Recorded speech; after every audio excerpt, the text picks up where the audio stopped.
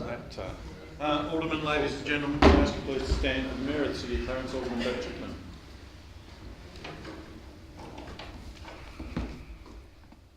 Good evening, everyone, and thank you very much. Before proceeding, I'd like to invite General Manager to open with the council prayer. Thank you. Let us pray. Almighty God, we humbly beseech Thee to vouchsafe Thy blessing upon this council. Direct and prosper its deliberations to the advancement of Thy glory and the true welfare of the people of the City of Clarence. Amen. Thank you. Before proceeding, I'd like to acknowledge the Tasmanian Aboriginal people as the traditional custodians of the land we're meeting on tonight, and pay our respects to elders past and present. To remind everyone as well that tonight's meeting is being recorded audio-visually and will be available later this week on the website. Thank you.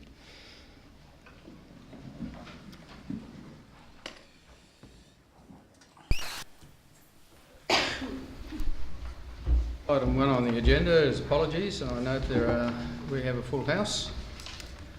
Item 2, confirmation of the minutes for the 8th of April and the special general meeting, which is a Planning Authority meeting on the 15th of April, as circulated, be taken as read and confirmed. I'll have move and second. Thank you, Alderman Blomley. Seconded, Alderman Ewington. All those in favour? Carried unanimously. There's nothing to report at item 3. So item 4 is that Council notes the workshops conducted on the 15th and 29th of April and the agenda brief on the 3rd of May. Thank you, Alderman Kennedy. Seconder. Thank you, Alderman Warren.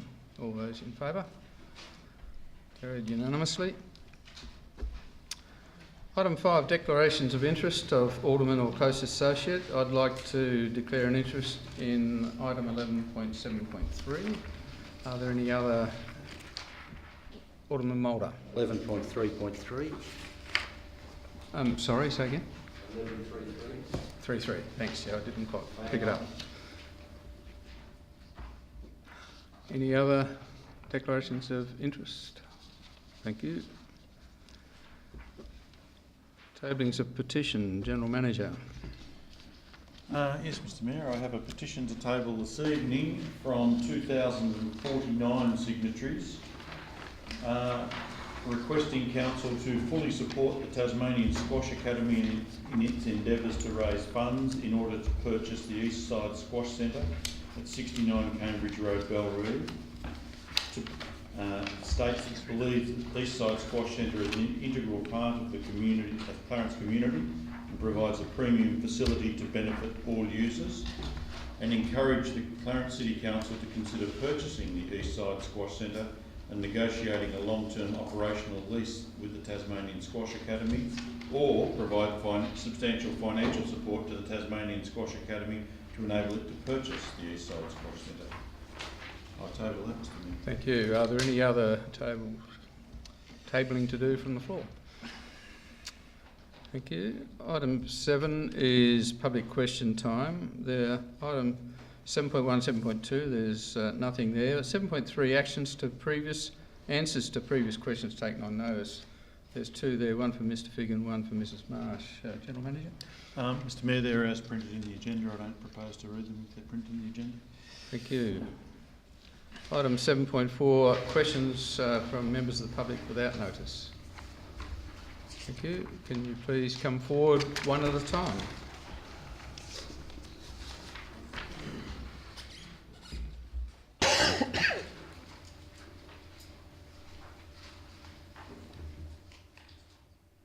And if speakers could identify themselves and their address, please.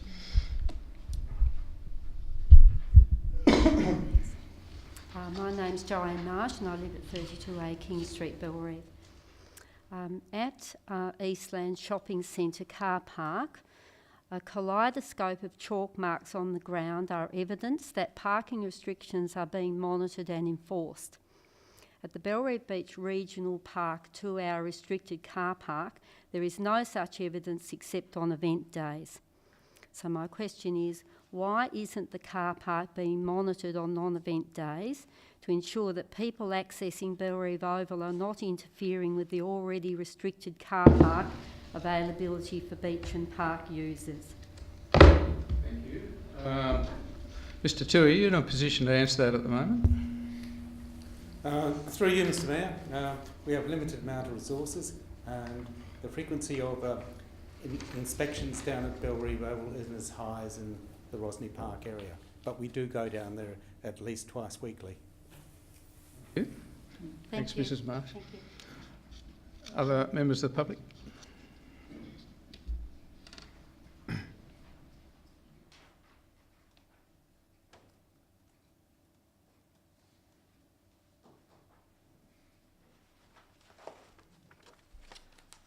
My name's Victor Marsh. I live at 32A King Street, Belrive. Bear with me.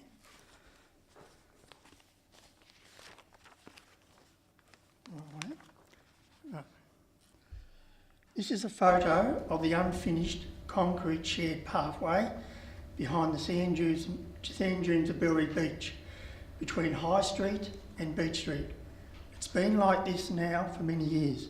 Also, sections of the old narrow bitumen pathway have a severe camber. Do you like to handle that and pass it on?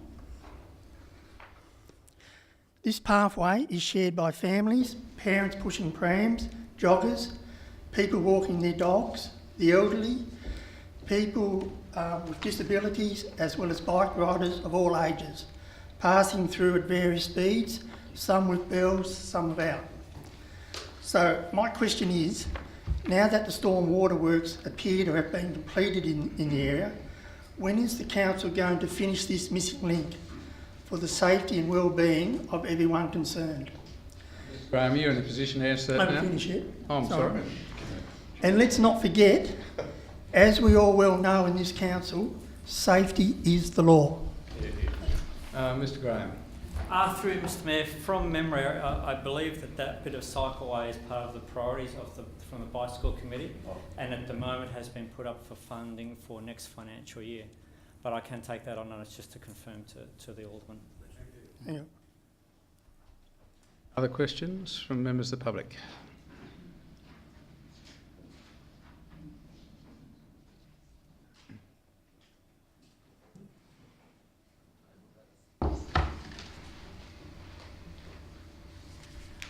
Michael Figg, Lauderdale.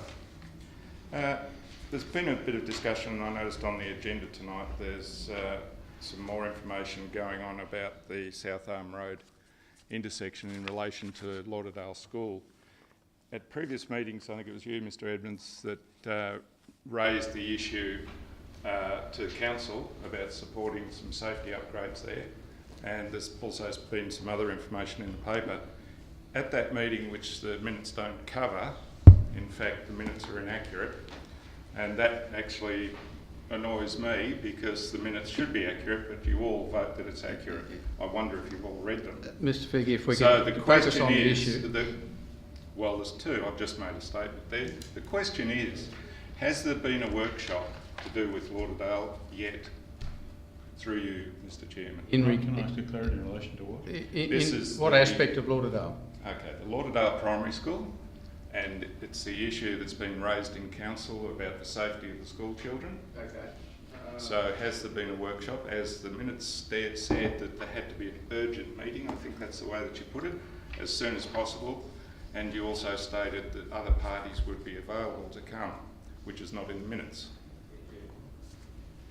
Through Mr Mayor, there was notice motion at the last council meeting about discussions with the school association about safety issues around the section. We're still to follow through with that in terms of budget sessions. And school holidays. We haven't undertaken that workshop yet. So work in progress. Work in progress, Mr Figg. I'd just like to note that in the minutes it doesn't mention the Advanced Lauderdale Association in that, and I'd like that to be posted there so that we can get an invitation to it as promised by the Council. The second question, as you promised, Mr Chairman, the second question relates to a visit to China. Now, a lot of the public are concerned about this, especially when... Mr Figg, this is question time. Can you please focus on a question? Mr Mayor, if you allow the public to ask a question, we can ask it. The question is, if you would give us a bit of time and lenience, as you should do. The question is this. If at one of the last meetings you said that the council is in such dire straits that you have to raise the rates by between 4 and 5%. I haven't said that, Mr. Figg. That's not true. I didn't say you. I said the council has suggested because of the lack... Sorry, the council has made no such suggestion. All right, I'll bring your notice to the time when you were discussing the court case. Look, put the question. Well, you don't seem to understand the question, so I'm putting it to you. Prefaced it. Okay, I'll start the question again. There were comments here about retirement villages not paying rates, and that was passed in a court hearing. This is a preamble which we're not allowed to do. So in relation to that, it was stated that the rates may have to go up between 4 and 5%. Now, I'm not the only one that was at this meeting. If that's the case, due to the low income that has to be paid back to these retirement villages, could you please tell us how a trip to China can be justified when we have things like video chats and the like? Mr. Figg, that will be a matter for debate in open public tonight, and I will be excusing myself as a person who has an interest in that. And in regard to the rates, and that comment was one of 3 options that council might have to look at. Thank you for acknowledging that. Thank you. You've had your 2 questions. The premise of the question is not correct in the sense that a 4 or 5% rate increase in the case of our rates is about $2 million. I think the revenue that we will be foregoing by virtue of not collecting revenue from the elderly, the independent living units is run by the charities is in the order of about $200,000 a year. I'm aware of that. I'm just stating what was said in the meeting. And the other reason for this question is because it's our money you're spending. Thank you. Any other questions from members of the public? Thank you. There are no deputations at items 8. Item 9, there's no motions on notice.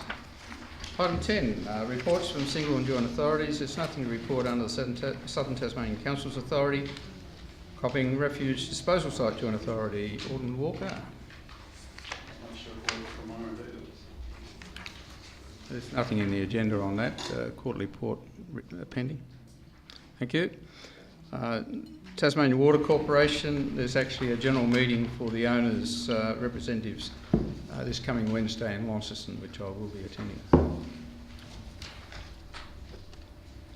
Item 10.2, reports from council and special committees and other representative bodies. We have 2, one from the Bicycle Steering Committee, another from the NRM quarterly report, which has been circulated as an extra to the agenda. And we also have the Events Special Committee. Let's deal with those one at a time. Bicycle Steering Committee. Alderman Newcombe, the recommendation is that the Chairman's report be received. Yeah, well, I suppose it's pretty self-explanatory. I mean, the big issue now is going through the budget process and working out what the next stage of our plan is, and I think we've got some pretty exciting things happening there, and look forward to debating all that with my colleagues and working out what the best choices are moving forward. So I'll ask that we accept the report. Thank you. Alderman Blomley, a seconder? Yes. Any comment? No, thank you, Mr. I think the Chairman adequately covered everything needed to cover. Okay. Any other speakers? Put the motion then that the report be received. All those in favour? Carried unanimously. Secondly is the Events Special Committee. Alderman Chong moved it. Do we have a seconder? Thanks, Alderman James. Any comments? I think the report's very explanatory and just highlights what a great event the Jazz Festival is, both from a musical point of view but also from branding for Clarence Council. Thank you. I'll put the motion that the report be received. All those in favour? Sorry, no, your question? Mr. Smith, I just wanted to note that on page 20 of our agenda that the festival came in under budget due to higher than expected income from ticket sales and sponsorships. I think that's a fantastic outcome, and many of us were able to actually enjoy the festival as well. So congratulations to Alderman Chong and staff particularly for all the work they did in making such a wonderful success. Thank you. Okay, so now put the motion that it be received. All those in favour? Carried unanimously. And finally, the NRM report, which was circulated. Thank you, Alderman Warren. Second up. Thanks, Alderman. We'll take What report, Mr. Mayor? the NRM report. It was circulated as an addition to the agenda. Placed via email. No, it's actually in the Dropbox, for example, and by email. Well, my email's not working, Alderman James, so I'm just making the point I haven't seen the report, so I won't be able to vote on that. Order, please. So we had a mover and a seconder that the report be received. Order. Would you like to speak to it? Thank you, Mr. Mayor. If you haven't had a chance to read this, I do recommend that you have a browse. I'd like to commend Justin, as usual, on his high-quality report, one of the best reports from committees because it's got colour photos. And I don't have numbers on my copy, which incidentally doesn't have coloured photos, but I draw your attention to 27 Acton Court, where Justin has put in some particularly good rock edging and some rock furniture.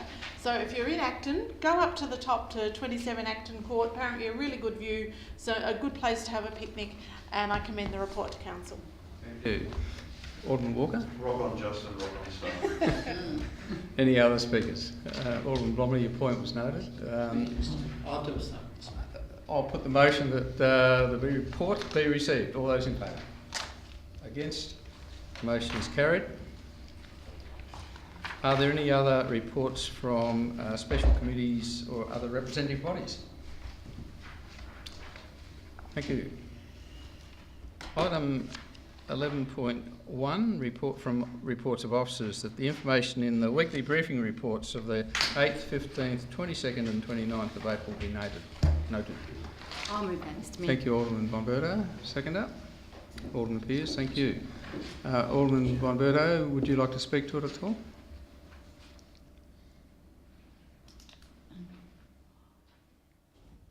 Did you want to speak to it at all? Only to say that the weekly briefing that is headed the 27th of April should be the 29th of April.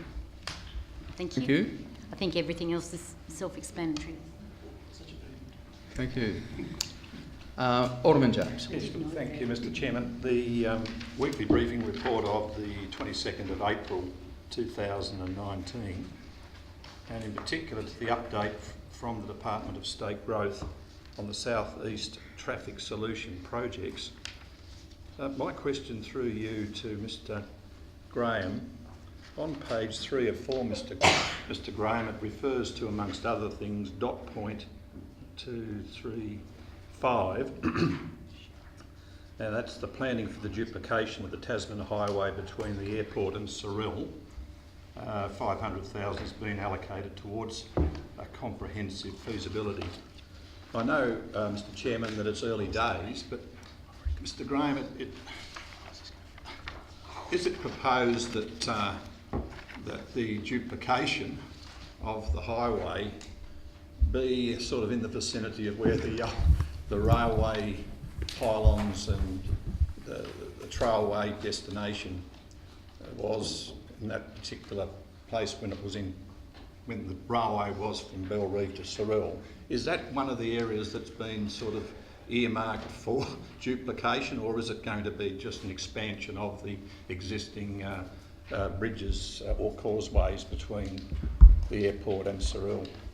Mr Mayor, I actually don't have any specific details on this item from the Department of State Growth, but can take it on notice to inform the Alderman. Thanks, Mr Graham. Other questions in regard to the briefing reports? Motion that the information in them be noted. All those in favour? Carried unanimously. 11.2.1 is action concerning a petition for Acton Road, South Arm Road upgrade. Do we have someone move and second that, please? Thanks, Alderman Newington. Seconder.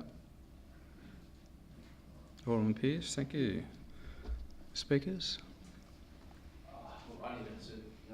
Obviously we've seen the community concerns about the safety in that area, and I think the intersection of that road is something that should be considered. as it's a state road, there's really not much we can do, and I think that the recommendations here to liaise with the Department of State Growth and work out a way forward is a sensible approach at this stage. Obviously, we'd like to see things move pretty quickly, and hopefully we can get some answers and some options moving forward to look at that, plus access to Oak Downs and paths on the side of the road and the upgrade of the whole road. But I mean, it's a good start to deal with this in terms of the safety side of things. So I think that hopefully, like I said, we can get something happening sooner rather than later. Point of clarification, I think, isn't the state highway the state department responsibility of state growth, but that the act and connection to it is our responsibility, so it has to be a joint project, and I think that the petitioners are asking us to do our bit. Right? That is correct in a sense, but it would be a joint project, because if it was a roundabout, it will come partly into our road reservation as well. But we'll certainly liaise with the Department of State Growth on the progress or intent with this in the future.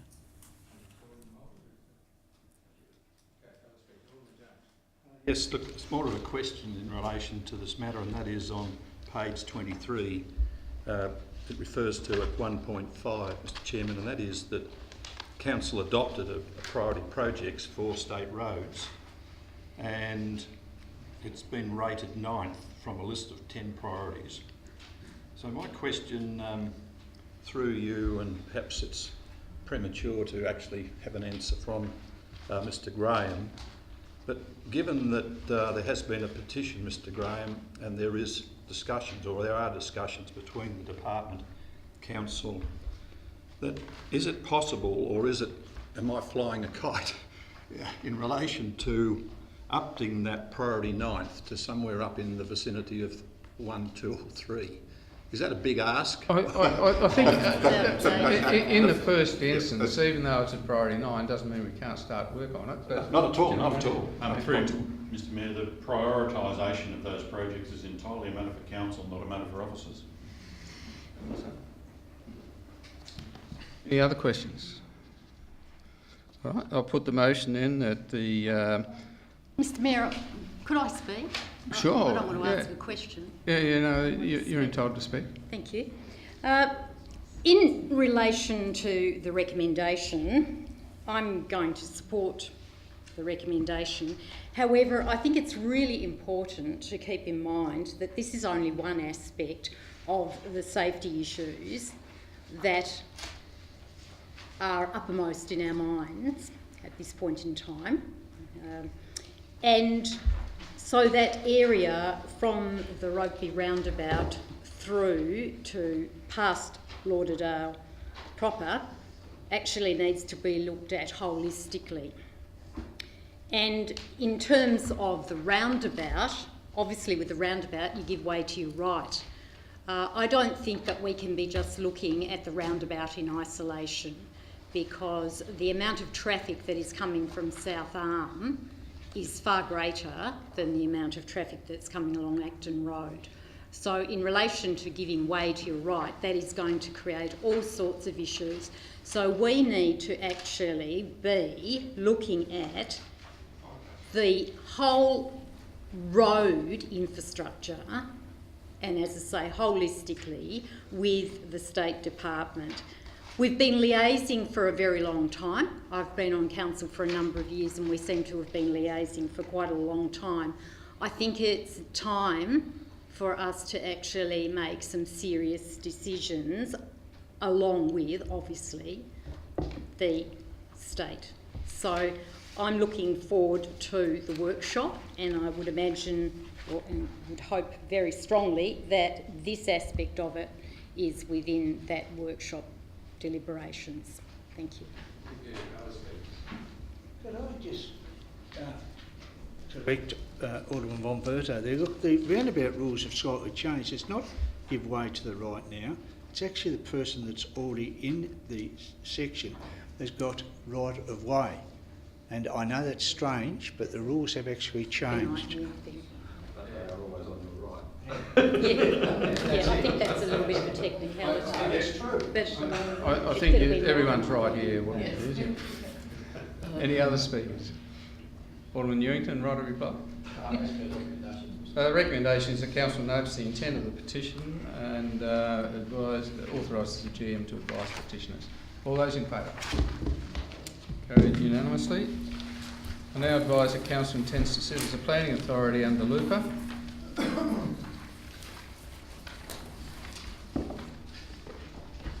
First item is 11.3.1, a development application at 15 Derwent Street, Belrive, extension known as Belrive Oval clearly, and the recommendation is that we approve the consent agreement. Have someone move and second that, please. Alderman Blomley, thank you. Alderman Ewington. Alderman Blomley, would you like to speak to it? Thank you, Mr Mayor. Just very briefly, as colleagues are aware, this is a situation where all parties have consented to the permit. They've signed the consent agreement. It's a good mediated outcome.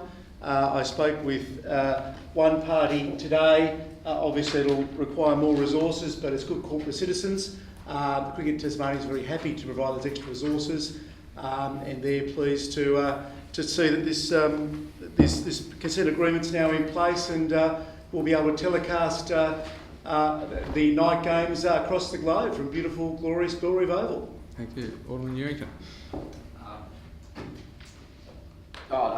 As per the conference's recommendation, I mean, as we've seen there, the parties that have been involved have been happy to agree to the change, and I think, in any situation where we can get that, we're certainly on a winner, and to give the council some the Cricket Tasmania some clarity, and the council officers some clarity and some refining of some of the permit rules. I think it's going to be certainly a better outcome for all of us, and hopefully, as Alderman Blomley said, to continue to promote sporting events in our local city, which will benefit our residents and promote the city around the country and around the world. So I ask that we all support this and see the benefits flowing back into the city.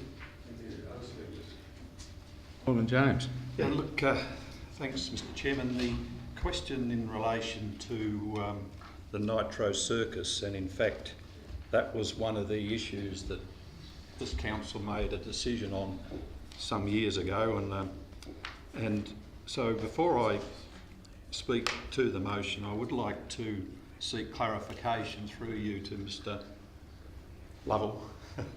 On page 2 of the planning permit that's currently before the council, in the on page 2, Noise Measurement Procedures Manual, under non-sporting outcome events, it says, amongst other things, that non-sporting, and I quote, non-sporting outdoor events include events involving motorised vehicle or equipment-based activities, even where the activities have a competitive element, unquote. Does that motorised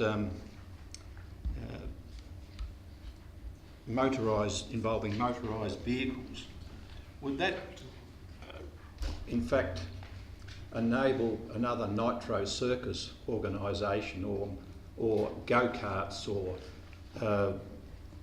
motorbikes to operate within this section, when in fact I thought we had incorporated the EPN into this planning permit, and therefore the EPN said quite specifically, well, that was the reason for having incorporated, was that there would be no Nitro Circus events ever again. So could you please clarify as to whether or not the words non-sporting outdoor events, including events involving motorised vehicle or equipment, is in fact another name for Nitro Circus or similar events to occur under the new permit?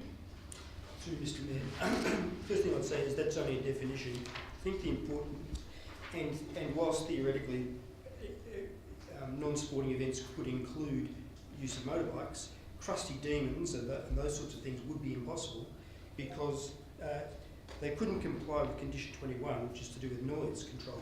Those sorts of events, indeed events like rock concerts and so on, would require their own external speakers. They couldn't survive, they couldn't operate using the speakers that are provided in situ by the TCA. So, in effect, they couldn't occur. And on that matter, is it true that the Senior Environmental Health Officer may at any time exercise his or her discretion in varying those sort of activities on the basis that they may not impact upon the noise or cause noise to the community.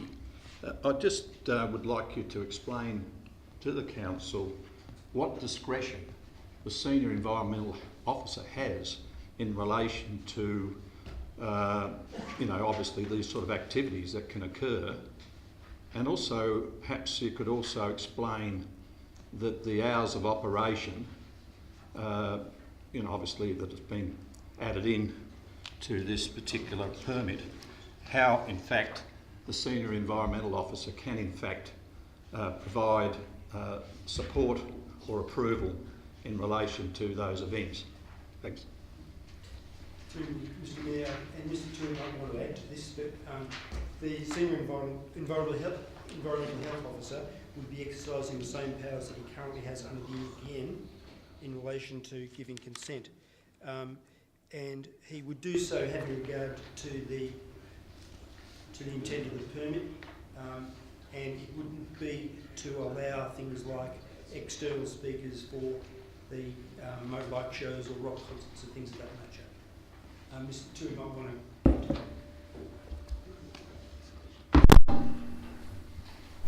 Okay, yes.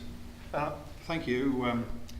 I think I need to congratulate Joanne Marsh, particularly in relation to the additions that have been included in the consent agreement. And I don't need to go through those because I think everybody around this in this chamber has read those, and it's been a long and drawn out process to get to this stage.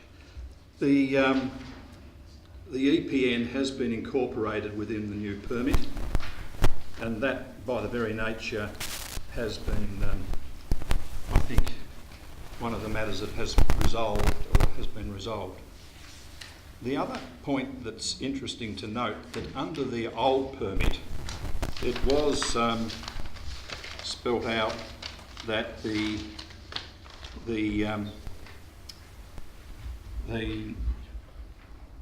actual distance from a residential property, and that was one of the conditions that council refused, that it was encroaching upon the residential area. On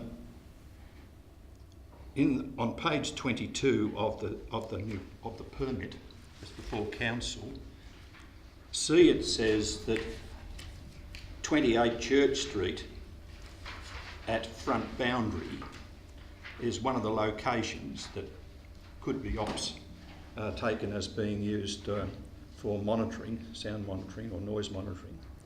Under the old permit, it was 20 Church Street and 6 metres from the house facade.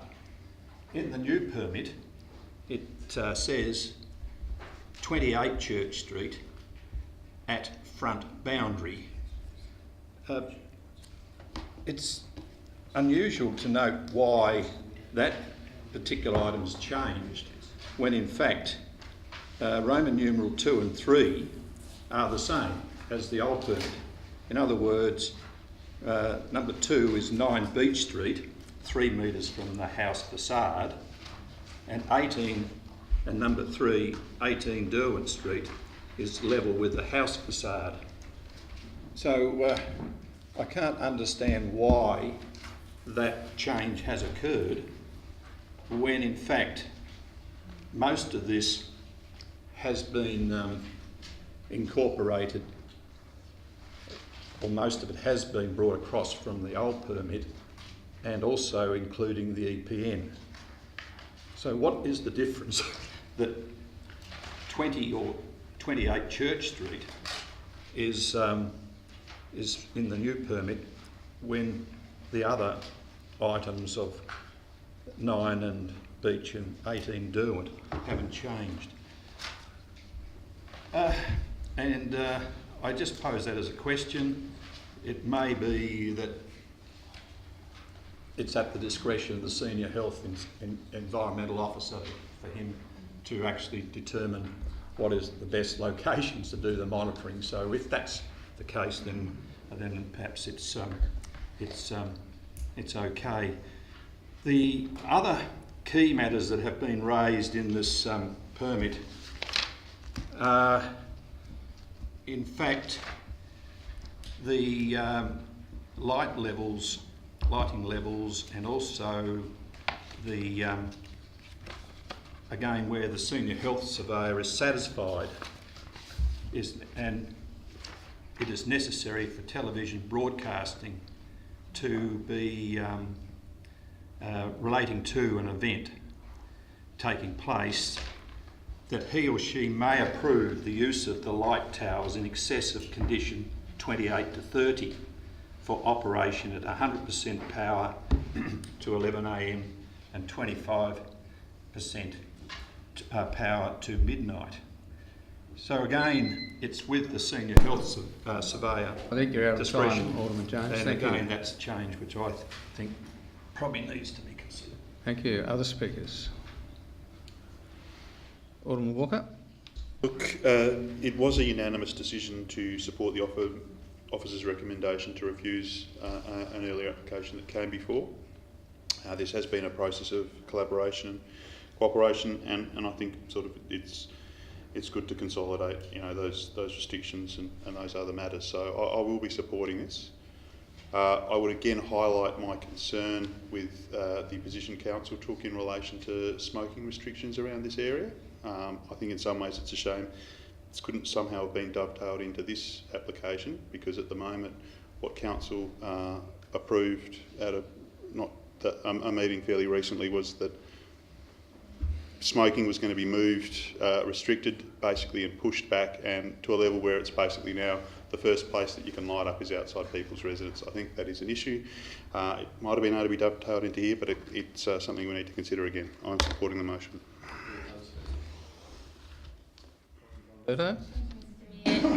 Mr Mayor, I had grave concerns when the last application came to us, and as Alderman Walker said, it was unanimous that we refused that application.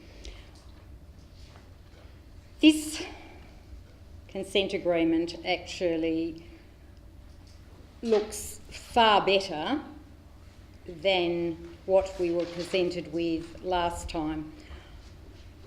As far as the noise issues are concerned, I actually believe that the controls are far better, and what was being considered by the Cricket Tasmania was of concern to me in relation to the point system. So I'm really pleased to see that there are very clear parameters in relation to the sound issues. I still have reservations in relation to the lights operating times. However, I actually feel that we need to look at this holistically, and I would far prefer to see this permit in the way that it is actually set out as compared to the numerous permits that we've had. So I do have a reservation about the lights, because that is certainly a big amenity issue. However, I feel that the noise issues perhaps were seen as being even more concern. I do feel that the Bellerive Oval traffic plan looks actually far better now than it was, and so I'm really pleased to see that that is actually there and is far clearer, with far more constraints in relation to that. So I'm really pleased to see that. So in all, I will be supporting this particular permit. Thank you. Hi, Alderman Ewing. Sorry, it was Alderman Blomley that moved it. You seconded that. Yeah, that's right. Well, I'm sure we're probably of one mind on this, Mr Mayor, but can I thank colleagues for their contribution? I'd also just like to say that as we read in the consultant lawyer's opinion, this is a good outcome, which, as Alderman Bomberto and others have mentioned, resolves the noise issue now. The Bellerive Oval Transport Plan is a good outcome as well. And Mrs Marsh, the Clinic Tasmania, deserve to be congratulated for this mediated outcome. This is community working with good corporate citizens to arrive at a very good outcome. So I think that this is an outcome that is in the best interest of people in the city of Clarence, and certainly I'm very happy to support this motion tonight that we endorse the consent agreement. Thank you. So the recommendation is that we approve the consent agreement. All those in favour? Against? Carried. Item 11.3.2 is a development application at 3 Watton Place, including access over 17 Watton Place, Harrow, for a dwelling. Thanks, Alderman Pearce. Seconder. Alderman Newington. Thank you. Alderman Pearce. Thank you, Mayor. I noticed there was one objection here to the issue of overshadowing. And when I read the report, the house closest is approximately 45 metres away, so I really don't think that's an issue, and that was the only objection, Mayor. Thank you. Seconder? No, that's your recommendation. Any other speakers? Okay, so I'll put the motion for approval subject to conditions and advice. All those in favour? Carried unanimously. Alderman Mulder, did you want to take leave at this point? Right word, Mr. Mayor.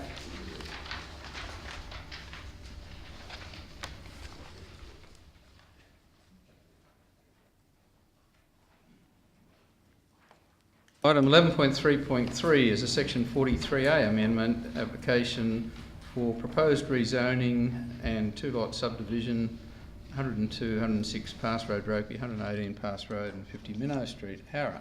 Alderman Blomley. Thank you. Do I have a seconder? Alderman Ewington, thank you. Alderman Blomley. Well, Mr Mayor, thank you. The officer's report on this is quite extensive.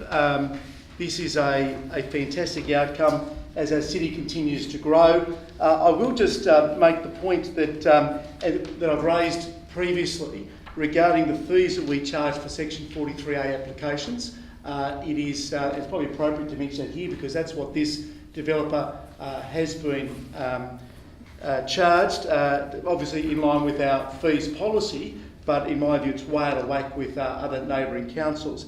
Having said that, the officers have arrived at a very good recommendation here. This will increase the housing stock in our great city, and it's a good outcome all round, so I'm very happy to commend the motion. Thank you. Alderman Newington. Thank you. Other speakers? Alderman Warren. Mr Mayor, just for the record, I just want to draw people's attention to the comment that was made to us in the briefing that although our planning fees may be more expensive than other councils, that's because other councils subsidise theirs, I understand. So it's not that ours are extraordinary, it's perhaps theirs are undercharged. Thank you. Thank you. Any other speakers? I guess there's no need for a right to reply, Alderman Blomley. I'll accept to respond to that. It's not really a planning out. Well, I also wonder why it's there to be which you raised. introduced and... well, I'm now responding to it. Yeah, but it wasn't a planning matter, that's the problem. All right, Mr Mayor, well, I commend the motion. Thank you. So the motion is that we initiate the draft amendment and approve the subdivision subject to the amendment going through. All those in favour? Carried unanimously. Could we recall Alderman Mulder, please?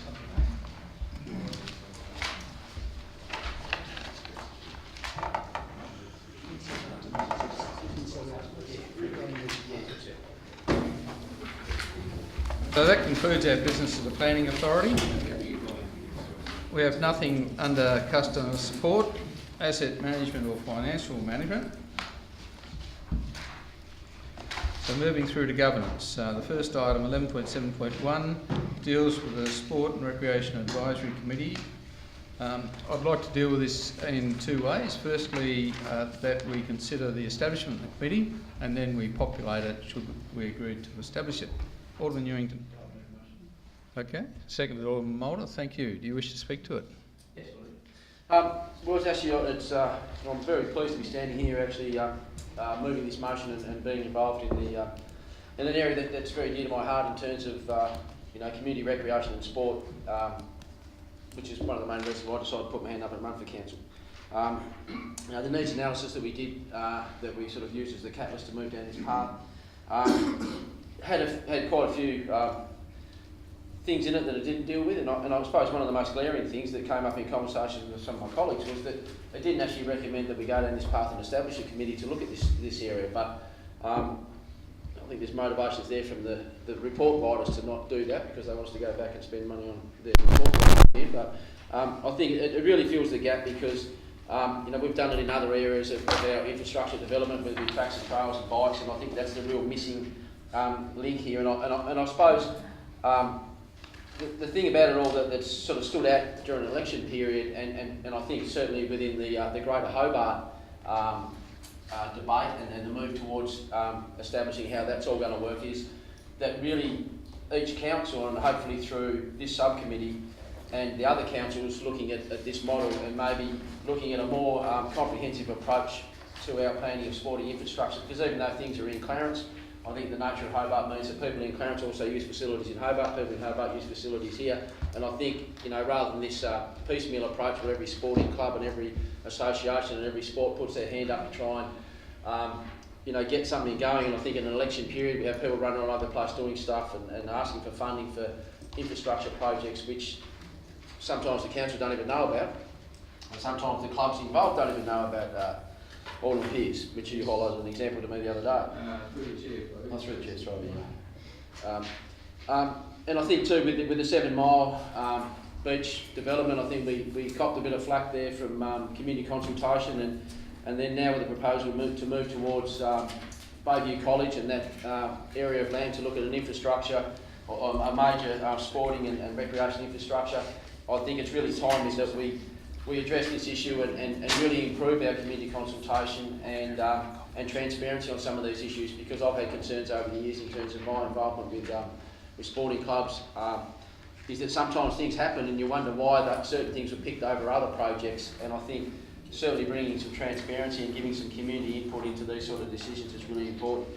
And certainly the sharing of resources, and rather than everyone thinking everyone's got to have everyone wants their own clubroom, everyone wants their own ground, everyone wants their own canteen, everyone wants one of everything. I think we've really got to work on trying to get the sharing and the cooperation there. And one issue that came out to me in discussions I've had in recent times is that the traditional winter sport, summer sport, which used to be the case, has really changed a lot, because you've got soccer, playing a lot of stuff in summer, competitions and AFL and AFL 9s, and people are doing different things now than what they used to, and I think when you're looking at how we manage the booking and the management of our ovals and spaces, is certainly needed at the moment. But the other point I wanted to make on this, which is one of the things we really need to look at, even though it's the sports ground that's probably been the priority in our infrastructure up until now, I really think we've got to be, and I really think we can do a lot better with some of the incidental recreational activities and infrastructure projects that we can put together. And I mean, obviously I've been asking that we get a pontoon down at Bellreed Beach for quite a while, and I think, and it's really to fill that gap. We do the playgrounds for the younger kids and the toddlers, and we have the sports for the kids that are competitive, and they're pretty well looked after. But it's that gap with the kids between 8 and probably 15 that aren't competitively sport orientated, but we don't really offer stuff for them, whether it is a pontoon or whether, I think I've mentioned this before in council and workshops where, I remember growing up on the Domain, there used to be an adventure playground up there with flying foxes and big swings and all this sort of stuff. And I think one thing that we've really got to do is get better at some of the spaces we do, for that the kids of tomorrow are the ones we've really got to focus on, I think. And creating spaces to get them. We hear people talking about, screen time and spending too much time in front of computers and in front of TVs. Well, we talk a lot about that, but we really don't do, actual things to maybe try and deal with it. And one of the things that I'm passionate about is actually creating a physical environment in our community, in our city, and really leading the way in terms of what we can show can be done, in our sporting grounds, in our recreational areas, and also too looking at what we can do for adults to get exercise in their local community that doesn't involve competitive sport, but it's set up in a way that you know, gives them good opportunities as well. I mean, I think I've mentioned here before, you know, like, well lit and safe areas to go for a run or a walk of the night. You know, people complain about the weather, but we can do things. Thanks, Alderman Newington. Anyway, I think you get the drift, and I ask everyone to support it. Alderman Mulder. Seconder. I'm quite happy to donate a minute of my time to Newington's conclusions. Mr Mayor, I of course I support this recommendation, but I have one amendment to propose, and that relates to the, if I can find it, to the Constitution itself at 8.4. At the moment that reads as a minimum time frame, the Constitution is to be reviewed to every 5 years by report to the Council, and just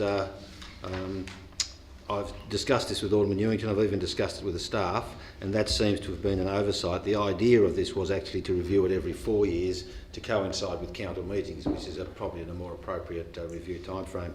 Is mover happy to go along with it? Okay, well that becomes the motion for you. Thanks, Alderman Mulder.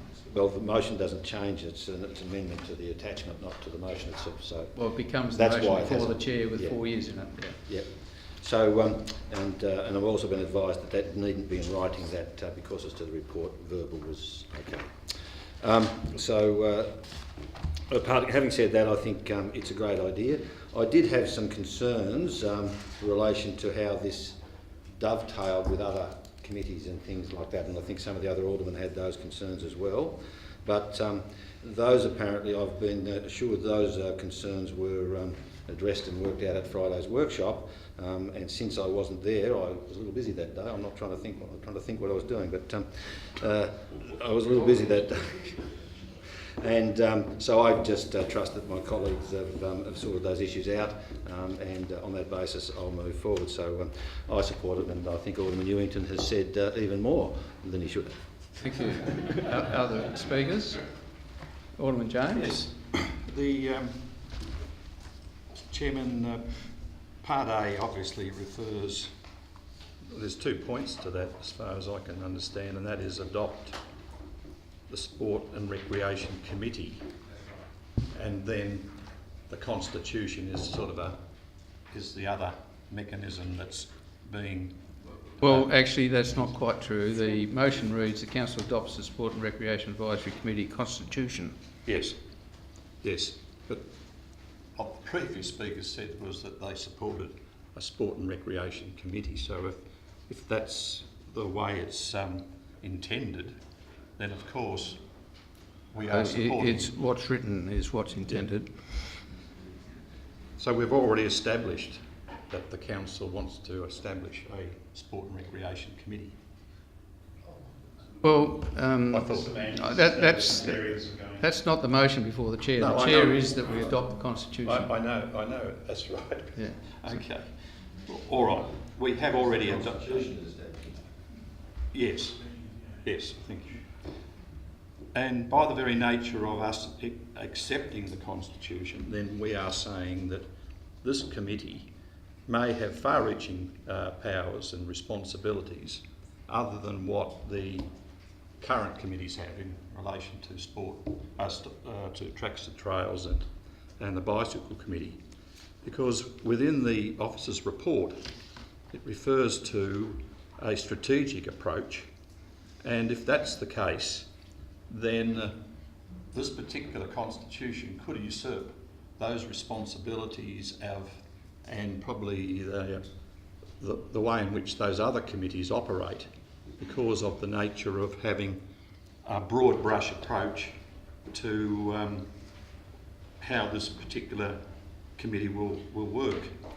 The other aspect of this is that it doesn't necessarily spell out what particular committees can be involved in this. It's talking about sport and recreation, and by the very nature of that, you could assume or take that there is a means by which the Sport and Recreation Committee could basically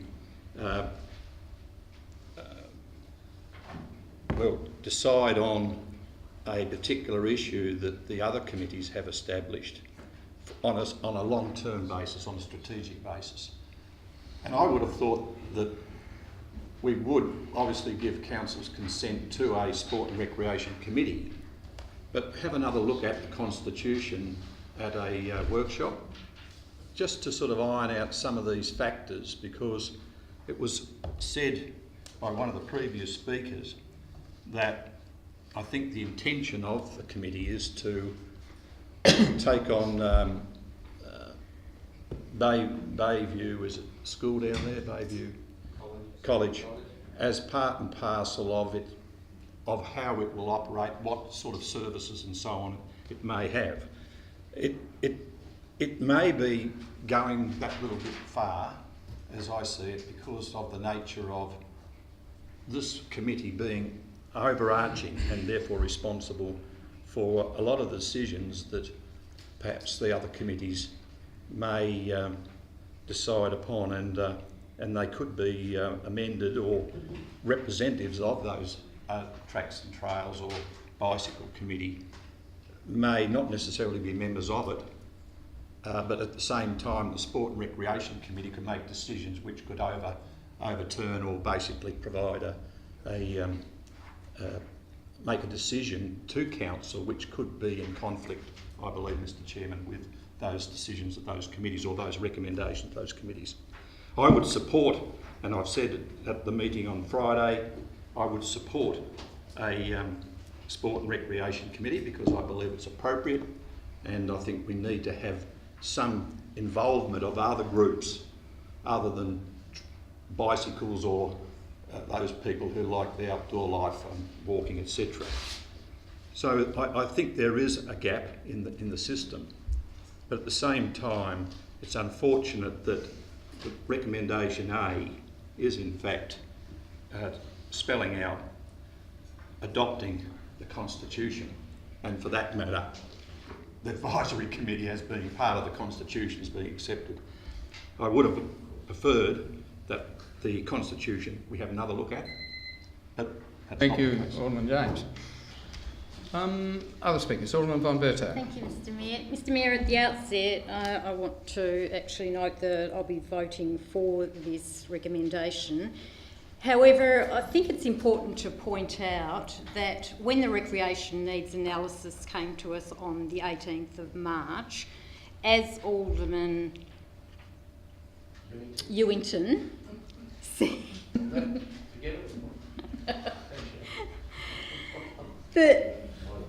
the recreation needs analysis in itself did not actually recommend such a committee. And on that night, we actually changed a recommendation from establishing a new committee to considering establishing a new committee.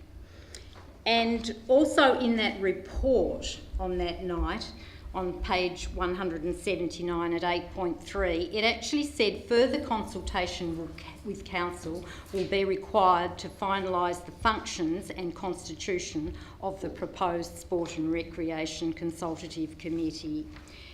As it happens, that has not occurred. It's gone from us actually having the suggestion of the committee put to us on the 18th of February, before the council meeting, at a workshop on the 18th of February, the suggestion of a committee, and it has gone from there to us actually approving the Constitution tonight. For me, I think it's really important to note that this type of committee, Special Committee of Council, is one, as it says in the preface to the Constitution, that assists and advises Council in relation to sport and recreation issues and opportunities within the municipality, including implementation of key actions contained within the Recreation Needs Analysis 2019. So this is not a Special Committee of Council that manages a service or manages a program. So I think that's incredibly important to be kept in mind by the members of this committee. And with that in mind, when I look at the objectives of the committee in the Constitution, the first two objectives relate to advising council. The last two, to me, are unclear, because the third one actually says to provide assistance and support to sport and recreation clubs in relation to grant submissions and development applications.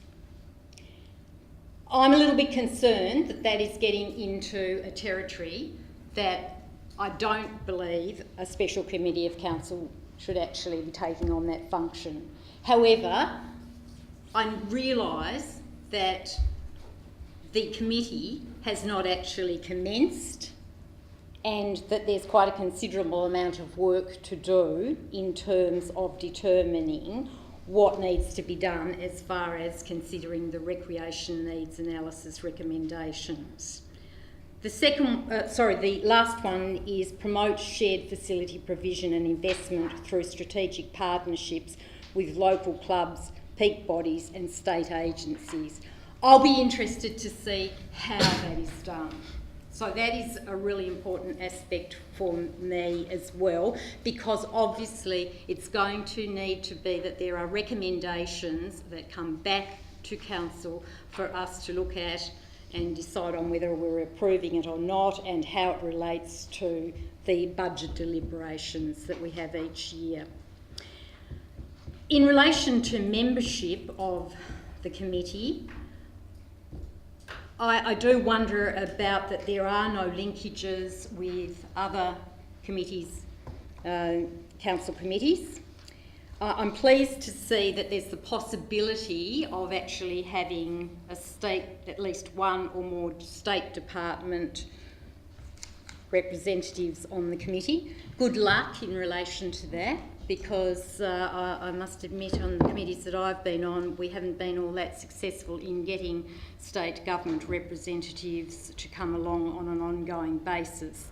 The other issue that I have is that it notes that the community representatives will need to have demonstrable high-level sport and recreation experience.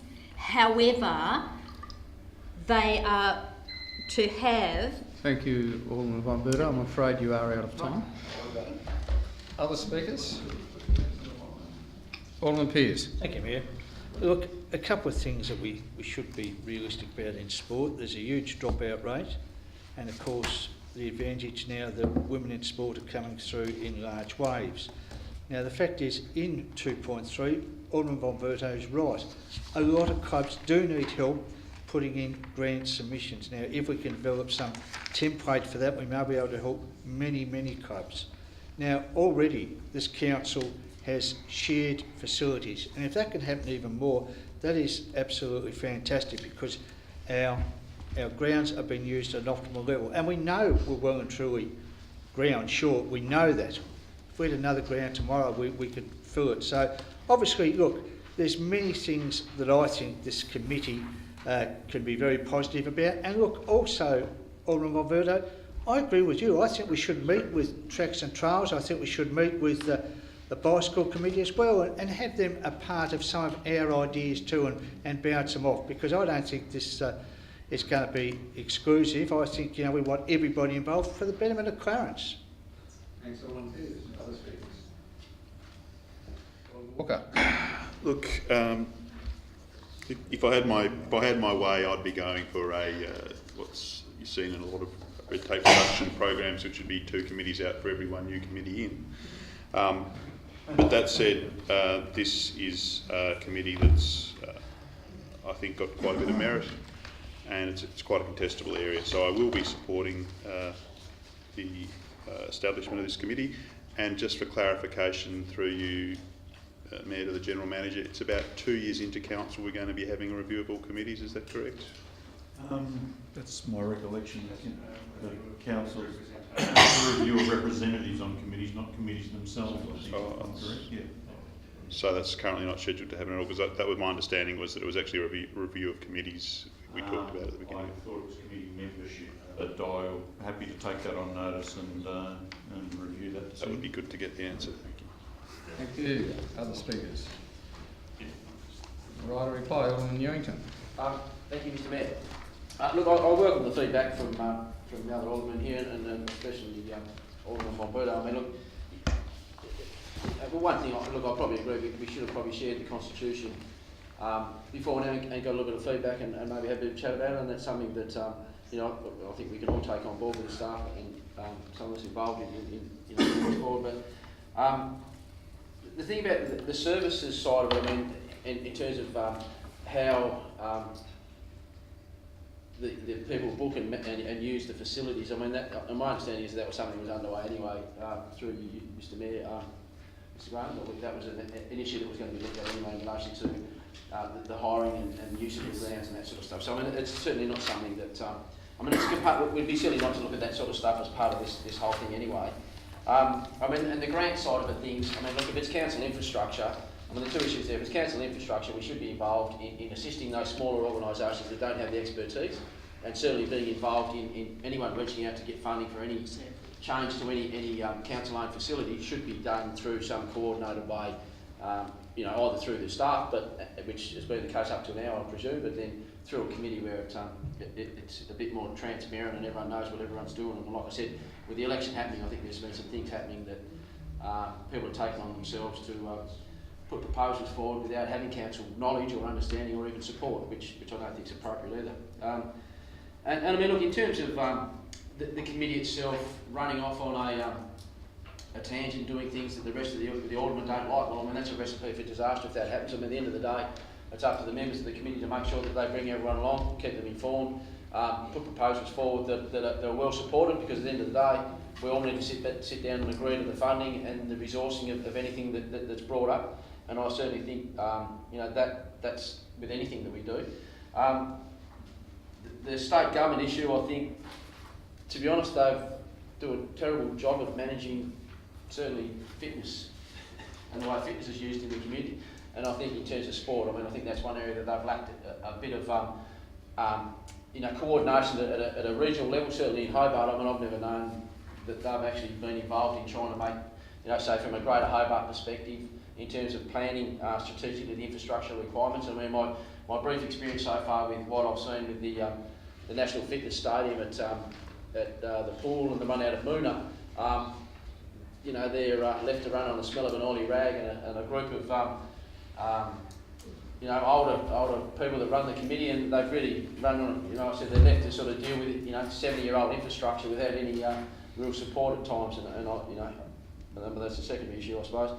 And look, and the issue that I think was raised before about this influx of funding for female infrastructure, you want to ask him close?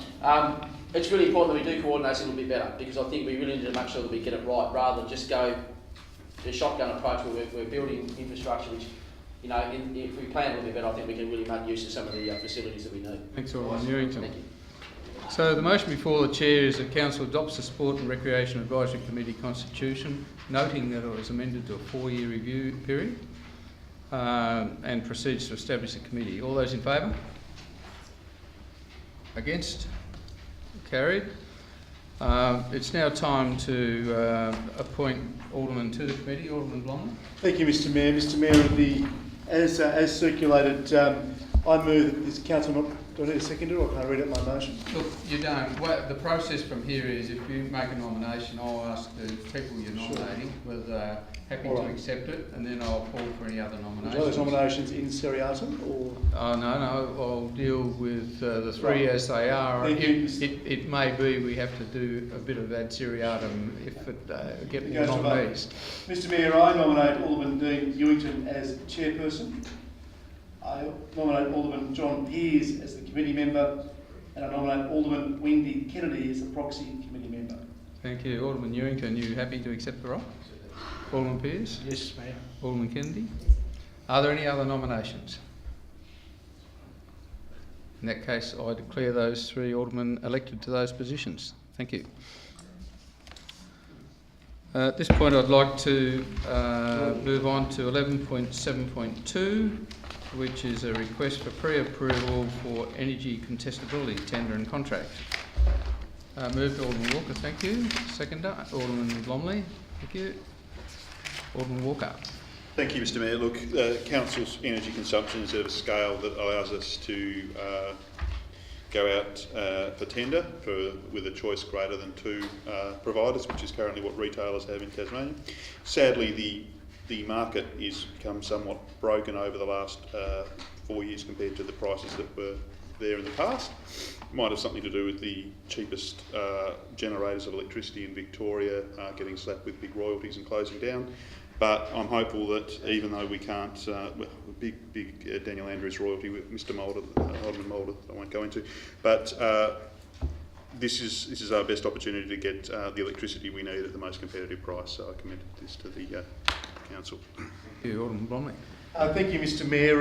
Not a great deal more to add except to say that we have had the benefit of significant cost savings as we've undergone this, entered into similar contracts previously. This current contract is due to expire on 30 June or the end of this financial year. Energy ROI, our consultants recommended applying the new contract to only the council chambers and the Clarence Aquatic Centre initially.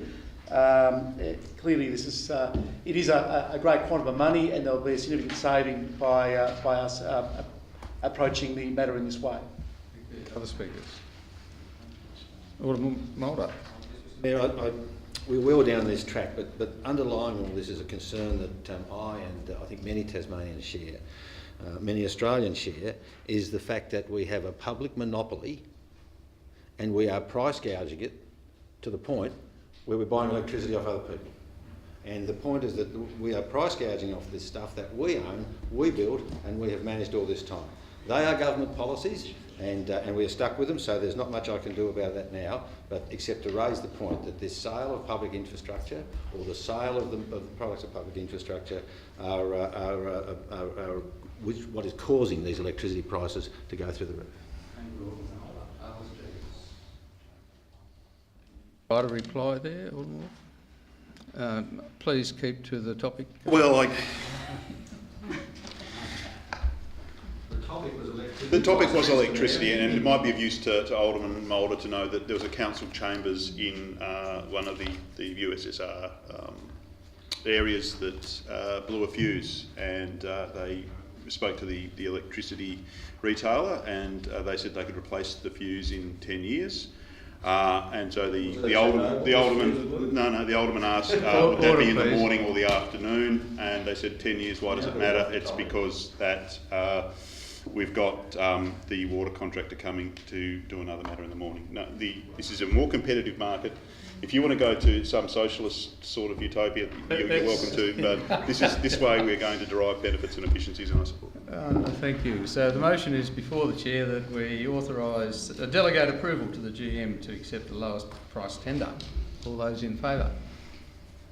Against? Sorry, was that for? Thank you. I think that was carried unanimously. Item 11.7.3, I'd like to hand over to the Deputy Mayor and excuse myself for this meeting, having declared an interest.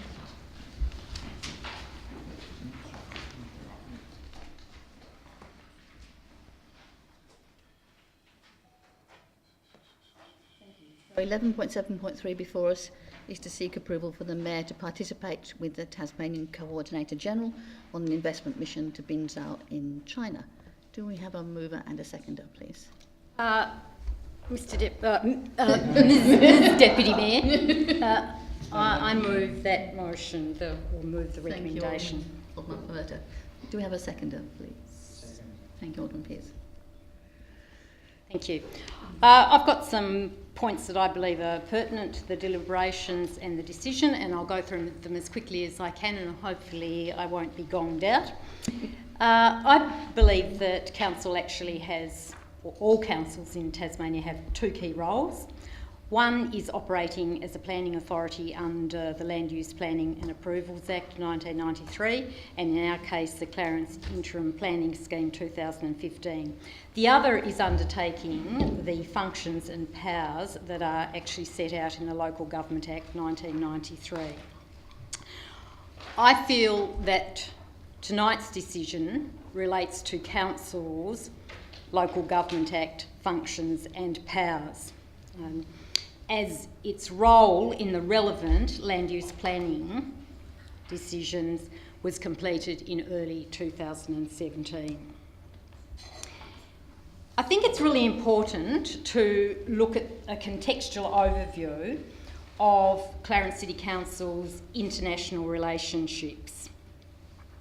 As the Alderman would be aware, we've had a sister city arrangement with Akechi Town in Japan since 1982, and that has actually meant that councillors and school children have had various exchanges.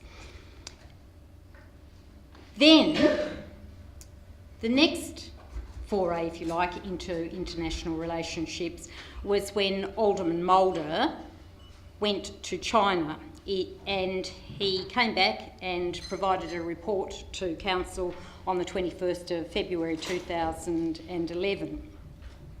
And he was actually part of a delegation of the International Association of Trade associated mission to China. And in the report that he provided to Council, he said all of the cities visited had numerous sister city relationships, but very few with Australian cities. The Chinese municipal authorities are very keen to establish meaningful relations with Australian cities, not just on the business level, but also on the cultural, social and political level. Then in 2012, at a federal level, we had the Australia in the Asian Century White Paper.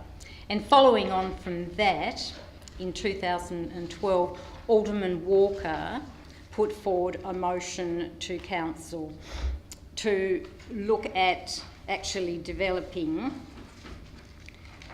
some sister city relations and looking at a task force that actually would oversee some parameters in relation to sister city relationships. And a report was actually provided on the 30th of September 2013 to Council, and it was agreed that China would be a priority country for any future sister city relationships, and it was decided at that point in time not to actively pursue a sister city relationship, but to look at strategic opportunities as they arose. After that, actually came the visit from the Chinese president in 2014, late 2014, and then the state government, through the Tasmanian Department of State Growth, actually developed a China engagement report in 2015. After that, in October 2016, a delegation from Binzhou Municipal People's Government, led by the Deputy Mayor, visited Australia, and that delegation actually came to Clarence. And subsequently, Clarence Council representatives were invited to visit Binzhou to gain an understanding of the city and to have discussions as to long-term partnerships. A visit actually occurred in 2017, in May 2017, and an MOU, a Memorandum of Understanding, was actually signed by Mayor Chipman and the Executive Mayor of the City of Binzhou. And that was to have a 3-year duration. So we're 2 years through that now. And within that, it actually noted that it was for the purpose of enhancing mutual understanding and friendship between the cities of Clarence and Binzhou, including exchanges and cooperation between the cities of Binzhou and Clarence in various areas. I'll just finish this last little piece. In various areas such as trade, investment, science and technology, culture, education, sport, public health and It's a very long tourism. sentence. Thank you, Alderman. Thank you. Alderman Pearce. Thank you, Deputy Mayor. Look, I think it's important that, and it's appropriate that the Mayor participate in this mission to obtain first-hand understanding of the issues in regard, and this is the important thing, to the future timelines and progress for the Kangaroo Bay development. Now, the fact is, it's an investment mission to China, but the fact is, all of us want to know, myself included, what is happening with development at Kangaroo Bay. Now, the fact is, I get asked regularly on this, what's happening, because people see nothing's happening. And look, I want the Mayor to go, but I want the Mayor to come back also with answers, what is happening. Because the fact is, people say to me, and don't think everybody's against the development there, because they're not, I can assure you. I get people that just want it started. But look, I think it's important, and I think this council should know what is going on there. And I think the most appropriate person to go and deal with these issues is the Mayor. Now, actually, the Mayor has been invited by the Coordinator General with an investment mission to China, as we know. But also, why he's there, he can also check this out, and so we can give our ratepayers answers they want.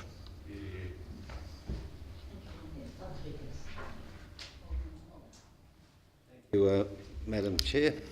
There is an official reason for this trip, which is to try to sort out why the hospitality school financial arrangements aren't going forward. I think the real reason we need to have a look at the global picture here. The whole situation with China is that it has changed its policies. And there's a very good report from KPMG and the prestigious Sydney University partnership called Demystifying Chinese Investment in Australia. The latest report that came out identifies that real estate investment in Australia has fallen from 13 billion to 4 billion in just 1 year, to 8 billion in just 1 year. These are but policy changes that are wrought by the Chinese government. They are in the context of its own declining rapid expansion, the fact that it wants to restrain cash outflows, and all this in the context of a trade war with the US, which has seen the Australian dollar fall below 70 cents for the first time in a long time. This is the international environment we're dealing with. This is Chinese policy. This mission is actually, it might be going to try to find out why we can't do a deal with a hospitality provider, but is actually, the real reason is that the Chinese have this new policy. The policy contains 3 areas of investment. One of them is encouraged, and that's in the manufacturing type areas, and the other one is restricted and one is prohibited. The restricted one, and I'm reading from the report, overseas investments in real estate, hotels and cinemas and entertainment and sports clubs are severely restricted. There is also a mention in the report that they are not too interested in investments that can create community opposition as this particular one does. They are interested in more now in developing for themselves and not investing in our infrastructure and real estate. These are the reasons why this project, I believe, has stalled and why we are going to have trouble getting it back. Our attempt to move this policy change is a matter between Canberra and Beijing, not between Clarence and Binjiao.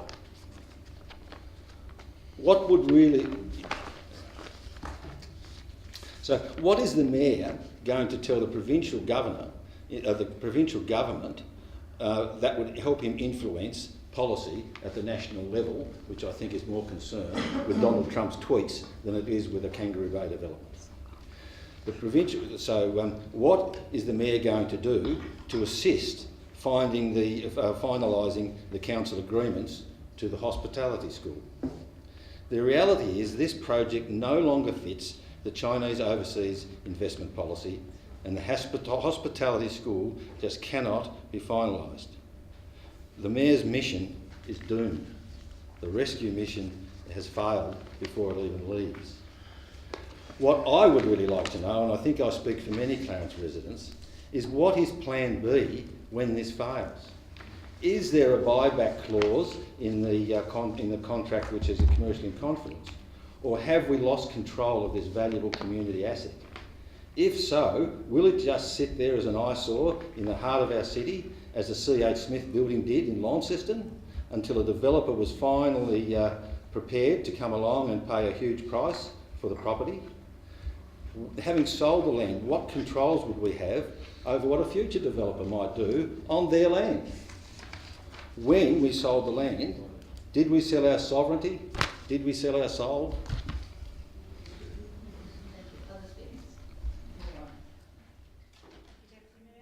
I can't in all conscience support this motion. It doesn't have social licence.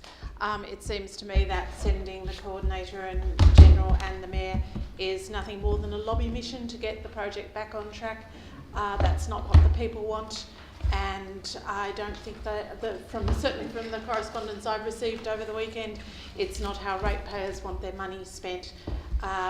If the Coordinator General wants to go and ask questions, then that's certainly his prerogative and we'd welcome the answers. But I don't see that our Mayor has a role to play in this, and certainly not at our expense.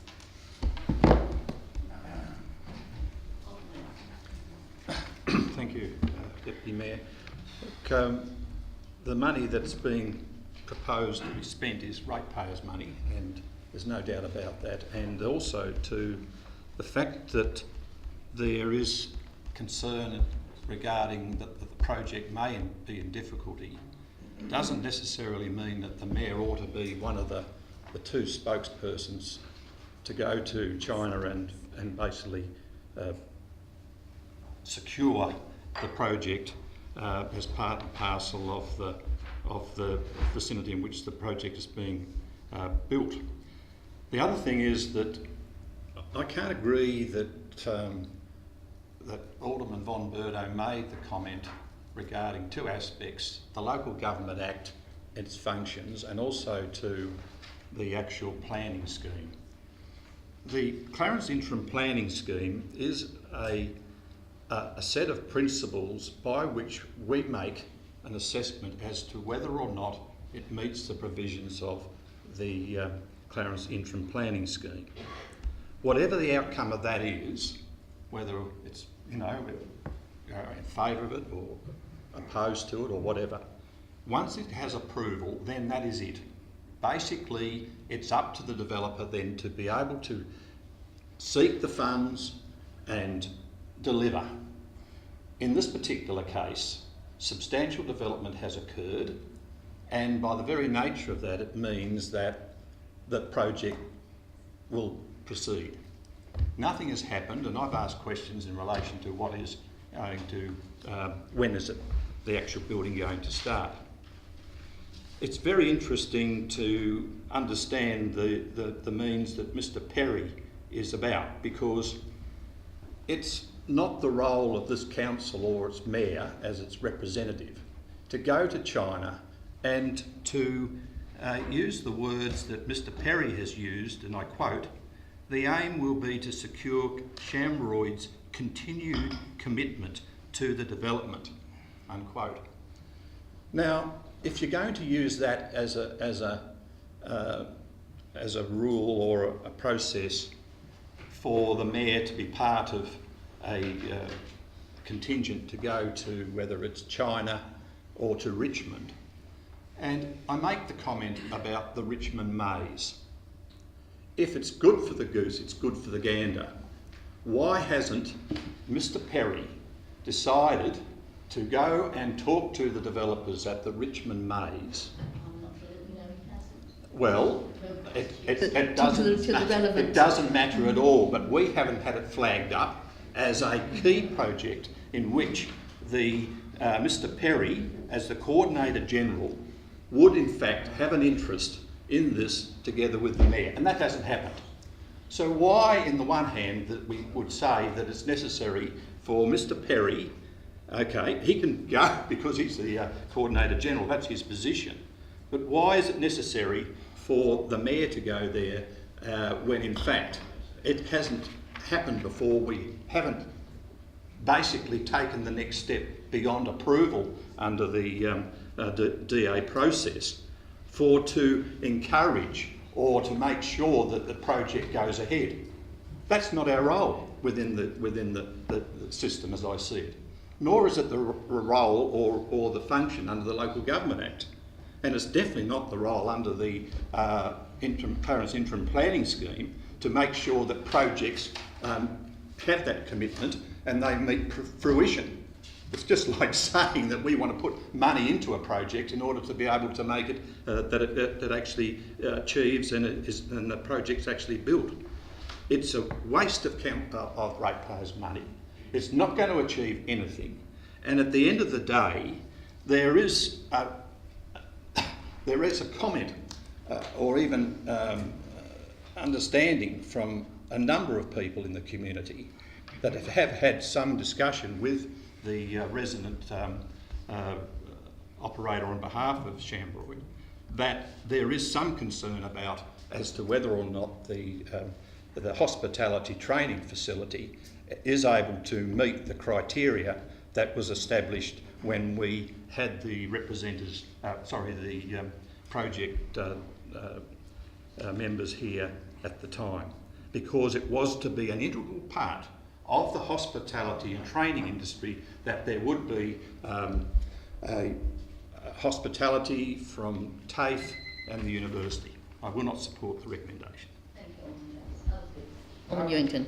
Yeah, I think that we certainly need to know what's going on with this issue.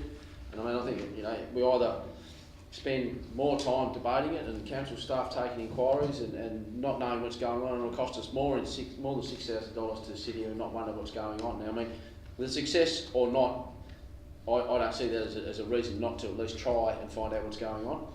Look, I agree with Alderman Mould in relation to the geopolitical issues at play here. I think there's certainly an element of truth in that, but I think you know, we certainly you know, need to look at it. I certainly would support, you know, at least going and have a look at it. I mean, the one issue that has been raised, which I think is an important one, that in hindsight, in any situation like this where we do sell land off, that we certainly have a clause in there. That's in there. Okay, so we have making. Okay, that's good.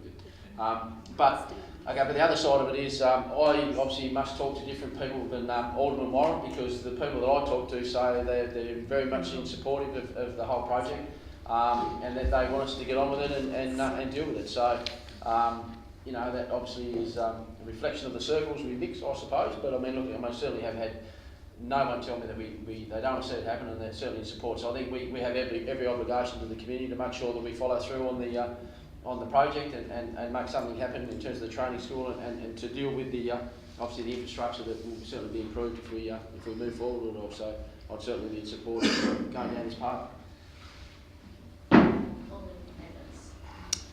I've talked to people who support and don't support this proposal. I'll keep my comments brief and to the recommendation at hand. Clarence ratepayers should not have to pay for a mission which has no guarantees of success or otherwise. It is vitally important that the Mayor attend, and the Coordinator General should have offered to pay in his invitation.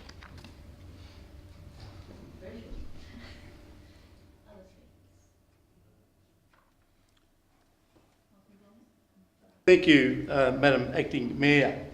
Well, as we've heard tonight, this has come about from an invitation to the Mayor to accompany the Coordinator General, Mr Perry, on an investment mission to China. Now, as you all well know, the previous council approved the development of a hotel and hospitality training school at Kangaroo Bay. That's done and dusted. Like it or not, you know, that has occurred. And as Alderman James correctly pointed out tonight, we actually correctly pointed out two things. One was that it's a bit tough to stomach when we're being told to pony up the cash for the Mayor to accompany the Coordinator General. And the second point he made, which was very well made, I thought, on his part, was that substantial development has occurred at the site. So the development has clearly started. But I think there's no doubt that it's stalled. It is absolutely stalled. And not a day would go by that I am asked, as Alderman Pearce is as well, we discussed this only yesterday, where we are asked what's going on at that site. I mean, that potentially could sit there for a decade plus, as it is now, adding nothing of value to this great city. Frankly, Madam Acting Mayor, the people of Clarence deserve to know what's going on. They deserve an answer, And this to me seems the most appropriate way to ascertain exactly where things stand. That's all this is about. It's not a junket. Believe you me, that kind of turnaround, as you well understand, Madam Acting Mayor, with international trips is far from pleasant. Is far from pleasant. But as someone who has served in this place before for 8 years and was honoured to have been re-elected last October again after a decade break of working interstate, Madam Mayor, I've never had the opportunity to go on a council's ratepayer-sponsored trip. Never had that opportunity. But I did do some research, Madam Acting Mayor, I did some research in preparation for tonight's debate because I thought it was important to get a good understanding as to what has been council's practice, and I've read the policies as well. But in my research, and please, colleagues, correct me here if my research is incorrect, but my research has indicated to me that of the current composition of 12 aldermen, 7 have actually availed themselves the opportunity under the policy to attend a sister city or overseas trip. They include the Mayor, the Deputy Mayor, Alderman Mulder, Alderman Walker, Alderman Pearce, Alderman von Berta and Alderman James. Now, of the 6 newly elected representatives, the only person to have gone on an overseas trip in the past is Alderman Mulder. Now, there's an annual allocation for this. It's about educating not only us as elected members, but it's about creating benefit for our city. And in order to ascertain exactly what benefits were gleaned from such trips, I looked at a few reports. So one report in particular, and I refer to the mission to China in 2010, report to Clarence City Council. The report was tendered on the 21st of February 2011. Quite insightful and enlightening reading, Madam Acting Mayor. The executive summary, the delegation objective, was 1, to provide business and government officials an opportunity to meet Chinese counterparts. Number 2, to provide individual networking opportunities for increasing economic and cultural exchange with the People's Republic of China. 2.1, personal objectives, to gain an appreciation of contemporary Chinese local government. Personal objective number 2.2, to explore potential sister opportunities. I think it's meant to be sister city opportunities. 2.3, to examine local level alternative energy solutions. And number 4, to identify potential linkages for Eastern Shore businesses. Now, the tour itself involved 19 meetings and 14 site visits over a 10-day period to a number of Chinese cities. It went on to make a number of recommendations, quite extensive, and of course this report is now over 8 years old, Madam Mayor. But what I found particularly enlightening was when I went to the... On a point of order, look, it's great to hear Alderman Blomley on, past tense. We have a motion before the chair. Why doesn't he stick to that, Madam? Well, I think it can't be more relevant than what I'm talking about now. No, the motion is... But what is also interesting, Madam Mayor... Are you ruling on my point of order or not? I think she has, Alderman James. You have? Yes. Thank you. So, It has like 30 seconds left. Okay. Yeah, well, of particular interest, of course, was the comment here that Alderman James, whose enthusiasm upon returning from the Akechi sister city visit to Japan was infectious and was the deciding factor in deciding to apply to join the mission. The report authored by none other than Alderman Tony Mulder, who over 8 years ago, on the taxpayers' tip... On a point of order, do we have to put up with this? Well, no, there's nothing... We have the Alderman address the motion before the chair. Just saying, can you please keep it non-personal, please? Well, I'm just making a very, very good point here, Madam Mayor, I submit. Yeah. And the point is, of course, Madam Mayor, that these things are in the best interest of the city of Clarence. People that choose to play petty politics or to hang their heads in shame. Right of reply, Alderman von Berta. Thank you. I do believe that I have been somewhat misrepresented. I think a point of personal and a point I've had of enough from personal the gallery, experience. Madam Deputy Mayor, as well. Yes, Well, you're not running the show. Excuse me, 1 moment. Point of personal explanation. Short. Of course, points always last. Madam Chair, my mission, my trip to China was part of an authorised Australian government trade delegation. It was not a rescue mission for a particular project. And as a result of, you can see, the results of that report, as so well read out, achieved its objectives. Some of my personal objectives were to create those linkage. not to pump tyres under failing initiatives, as this one is. That's my explanation. Thank you, Alderman Von Berto, right to reply, please. Thank you, Madam Acting Mayor. I hope that that's the correct title. Actually, point of order, please. Stop the clock, please, Mr. Nelson. Madam Mayor, throughout tonight, we have been subjected to loud comment from the gallery. It is highly inappropriate. Oh, look. And no, excuse me, Alderman James. No, look. It's not on. Look. It's not on. Can you please rule on this matter? Look, Sit down. You've asked, no, you're summing up. There's a point of order before the chair. Yeah. To be honest, I can't hear Well, I'm it from telling here, you, so I'm taking your... colleagues. Yes, absolutely. Yes. Yes. You're all the way over there. Support everything. We have regularly asked the gallery to be quiet, I'll eject him please, again, I think. while matters are being discussed. And we please continue to be quiet while people add their views. You may not agree with them. You may agree with them, but please let them have their say. Alderman Von Berto, right of reply. Thank you. Continuing on from where I left off, giving the contextual information in relation to this motion, I think it is very timely that the Mayor actually visit Binjo with the Coordinator General, and I think it's important to note from the letter that we have received from the Coordinator General that it is not purely and simply about looking at the situation in relation to Kangaroo Bay. As important as that is, and we have a lot of skin in the game in relation to that, that, as I am quoting from the Coordinator General John Perry's letter to the Mayor, it is intended that we meet the Government of Binjo during the mission to discuss investment in agriculture, tourism and education, the very things that our MOU with Binjo actually notes, along with many others, and to articulate the importance of the Kangaroo Bay development to Tasmania. This provides an opportunity for you to also further your Friendship City cooperation in line with the Memorandum of Understanding between the cities of Clarence and Binjo that was signed in May 2017. This is not something that has come out of the blue. This is a continuation of our ongoing partnership that we wish to progress.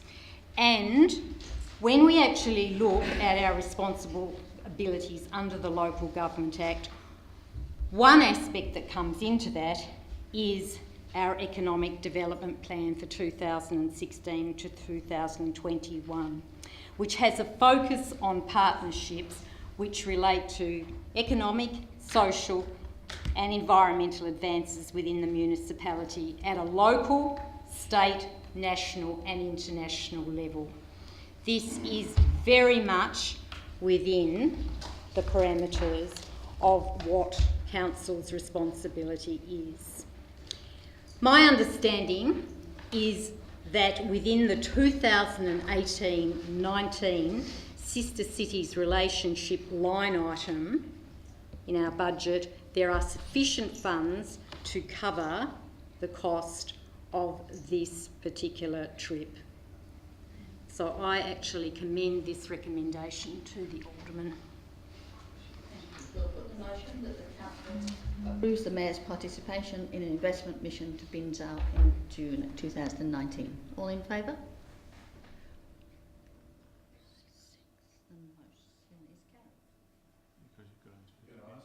Sorry, against. Sorry. Yes, I've just deducted 5 from 11 and went. Could you, still the motion is carried, could you ask the Mayor to come back in, please? Good on you, James.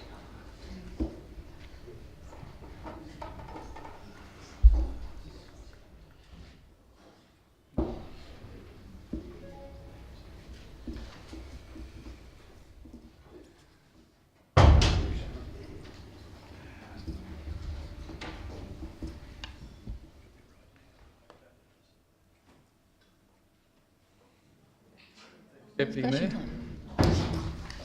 Next item on the agenda is item 12, Alderman's question time.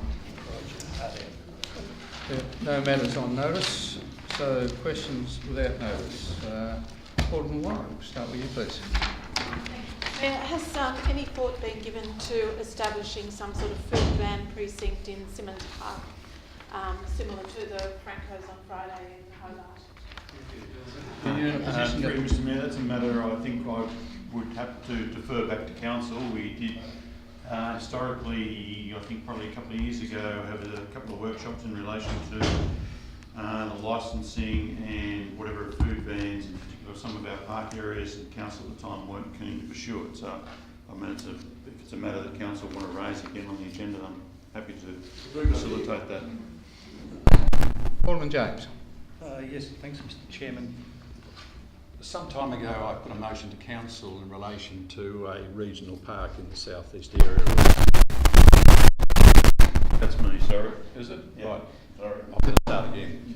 It's not just you, Alderman James. Oh, it wouldn't be, I'm sure. With the GM handling the controls, I'm not sure. Knocking the bench. Yeah. Some time ago this council passed a motion that I put up for consideration in relation to the establishment of a regional park in the southeast sector of the city. So far we have been working through the capital works program, and there's no indication at this stage that there is a line item within the budget for that. Through you, Mr Chairman, to Mr Graham or to the GM, could you please provide an update and as to whether or not that will be considered as part of our budget workshop program over the next few weeks? Through Mr Mayor, I think it's either, is it next Monday night?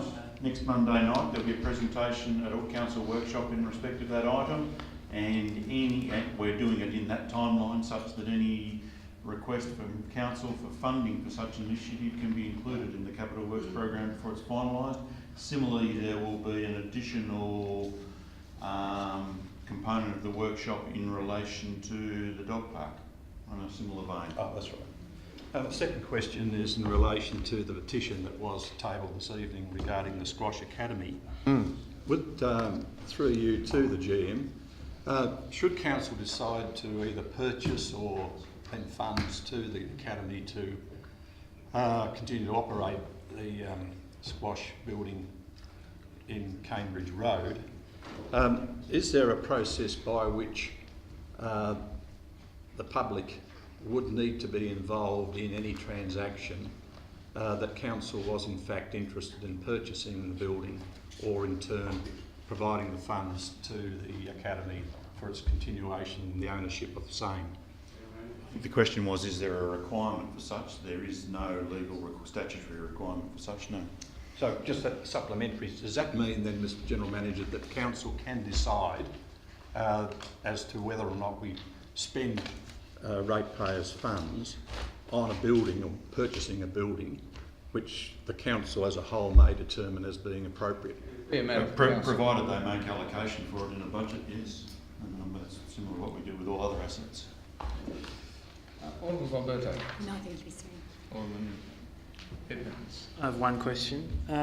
As Alderman may be aware, the Risdon Vale Medical Centre is scheduled to close its doors in the coming months, which will have a negative impact on the local community and business, including pharmacy. My question is, what options does the council have at its disposal to assist in helping keep the Risdon Vale Medical Centre doors open? And can the council write to the relevant representatives at state and federal level to express our concerns and offer support where we can to keep this facility operating, if at all possible? Well, in the first instance, I am very happy to write on behalf of the council to both federal and state government health ministers, but I'd call on the General Manager if there's anything else he's got in mind. Through Mr Mayor, short of a council decision in respect to actually funding the provision of a service like some of the rural councils do, I think advocacy is probably our strongest weapon in that respect.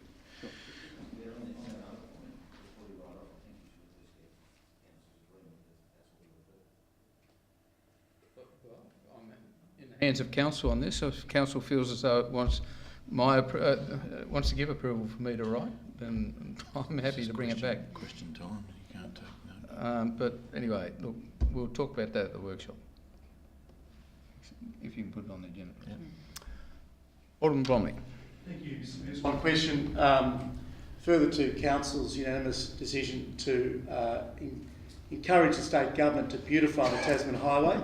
Could you please tell us where things are at with that issue? I drove it yesterday, didn't seem any more beautiful yesterday than it did sort of 2 months prior. Graham, have we got an update there? Through Mr. Mayor, we've written down to Department of State Growth, but I haven't received a response, but I'll follow up with them. Thank you. Alderman Pearce. Thank you, Mayor. Now, I couldn't vote on this, but I will raise the question of trees in Bayfield Street and the leaves. I was told the council was going to look after that and the leaves wasn't going to go anywhere. And the second point is, I know we haven't taken over the footpath yet, I do believe. It's going to come in about a month or two. But look, I get so many complaints about the footpath does look so damn dirty on both sides of the road. Can we do anything about it or get the contractor to do something about it? Mr. Mayor, I'll follow up on that issue. Oh, I wasn't going to vote, but after Alderman Bromley raised an issue with some of the behaviour in the crowd, you know, I don't mind, you know, you're going to get a bit of an interjection and someone, you know, make a little bit of noise, we can't stop that. But when you've got people in the background saying things like disgraceful, you know, quite easily to hear, I'd like to know what we can do about dealing with that. I mean, we don't need to put up with that. We will talk about it at the workshop. Yeah, that'd be good. What, you think that's appropriate, Richard? No, I don't. But Look, it's a democracy. It's a democracy. Order, please. Alderman James, please. Well, sort of. You're kidding me, yeah? Alderman Kennedy. Can I ask 2 questions? First one is, I understand that we're being filmed the whole time that we're in chambers. Yes. But is it appropriate for someone in the gallery to be filming us as well at the same time to release immediately on social media? Through you, Mr. Mayor, and I'll take advice from Ian if he wants to chime in here, but my understanding is there is no legal capacity we have to control that without the implementation probably of a local law, a bylaw of some sort. But we will take that as a question on notice and provide a more thoughtful and detailed answer in due course. Thank you. Second question is, and it's probably for Mr. Graham, is that, and I thank you for the residents in 7 Mile Beach Road that have been asking for the paths to be repaired. Their question now is, how long will it be until the potholes might get addressed? Thank you. Thank you, Alderman Kennedy. Through them, Mr. Mayor, it's news to me, but I'll get our crews to go out there and have a look at it as soon as they can. Mulder. Mayor, a very simple question. Are you still committed to serving out your full 4-year term as Mayor? I take that as a rhetorical. No, it's a serious one, Mr. Mayor. Look, the simple answer is yes. Thank you. Let there be no mistake. There's a few rumours around. Alderman Chalmers. I'm just pleased you didn't have to take on that. Absolutely. Thank you, Mr. Mayor. Just a quick question. We talked earlier about in the weekly briefing report about the roads and the money for looking at the roads at the airport. Do we have any update on what's happening about the Cambridge bypass at all? Just through you, Mr. Mayor. I'm just trying to remember the exact stage it's at, but I had a discussion a couple of weeks ago with Shane Gregory, the General Manager of State Roads, and my recollection is they're getting very close to tendering part of it, but I just can't remember whether it's the construction or the final design. You might know, Mr. Brown? My last discussions with their officers, well, the construction was planned for next financial year. They must be getting close, but I can follow up. I'll get a detailed report, but I was actually quite surprised at how advanced it seemed at the time, which I can't remember the exact detail now, but I will get a detailed response. I guess my second question, if I may then, is if that's likely, do we need to think in our CapEx considerations some money? Because we may have some other things to then do. I think that's a matter for the 2021 budget. We have actually made an allocation in this year's budget for, I think, 30,000 for road survey work of the section of road that we would be expected to take over, in the sense that we want to get a better understanding of that so that we can get compensation from DSG to fund any upgrade or requirements of that road work. That section of road, sorry. Okay, so that brings us to the close of question time. Sorry, there was a question. It was a question taken on notice, Mr Mayor, that I've circulated. Okay. Well, I wasn't on top of that. General Manager. Sorry, Mr Mayor, I did raise this at Friday's workshop.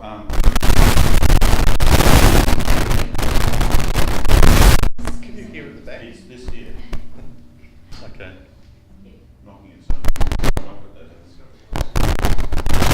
Can you step out of the way, Mr GM, or do something? Feel free to go and join Alderman James. Yeah, look, come down here and sit next to me, you'll be right. Number 13. I did receive earlier on a question on notice from Alderman von Berto, which in the normal course of events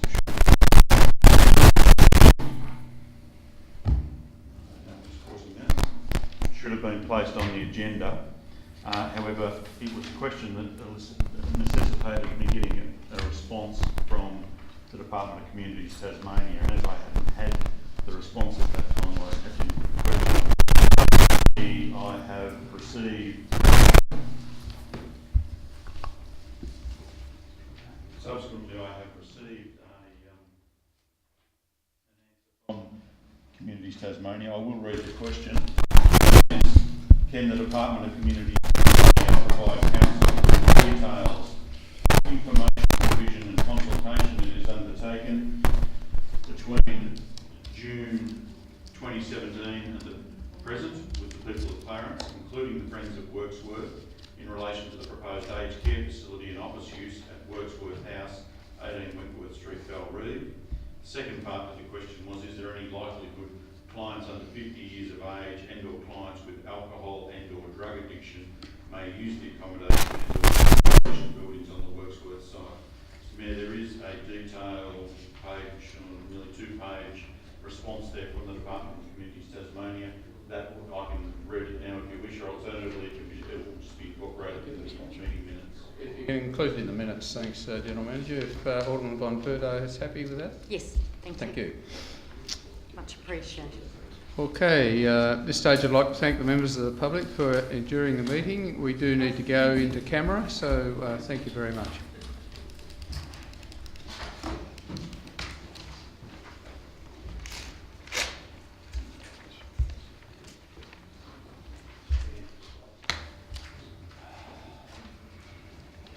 Have a motion accordingly, please. Thank you, Alderman Pearce. Second to Alderman Blomley. Procedural. All those in favour? Carried unanimously. Thank you.